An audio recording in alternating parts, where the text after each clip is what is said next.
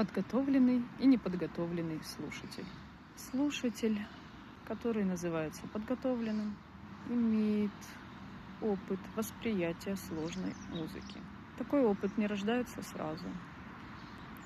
Мы начинаем развивать эмоциональные отклики на простые звуки, потом на более сложные, на сочетание звуков, простое сочетание звуков, потом более сложное сочетание звуков, сочетание различных тембров. Неподготовленный слушатель может воспринимать только простую музыку, простые сочетания звуков, простые мелодии. Таким образом, если музыка Моцарта понятна всем, то музыка Шнитке понятно не каждому, и это не приговор, это можно развивать, развивая свою музыкальную энциклопедичность, слушая не только простые мелодии, но и постепенно усложняя.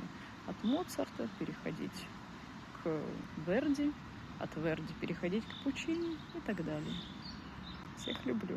Хорошего дня.